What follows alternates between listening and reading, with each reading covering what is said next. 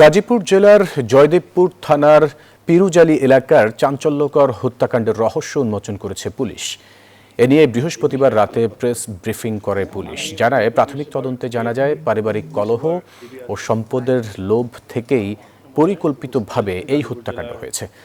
নিহতের পুত্রবধূ আরিফা আক্তার ও প্রতিবেশী শাহনাজ বেগম এবং উজ্জ্বল মিলে পরিকল্পনা করে। এই ঘটনায় পুত্রবধূ সহ ৩ জনকে গ্রেপ্তার করা হয়েছে। গ্রেপ্তারকৃতদের 2 জন ইতিমধ্যে আদালতে ১৬৪ ধারায় স্বীকারোক্তিমূলক জবানবন্দি দিয়েছেন। বর্তমানে আসামিরা জেল হাজতে রয়েছেন। হত্যার সময় লুণ্ঠিত মালামালের একটি বড় অংশ উদ্ধার করা হয়েছে। সংসারের যে খরচ বা টাকা পয়সা সবগুলো তার নিয়ন্ত্রণে ছিল এবং উনি এখানে ডমিনেট করতেন, যেটা পুত্রবধূটা স্বাভাবিকভাবে মেনে নিতে পারেন নাই।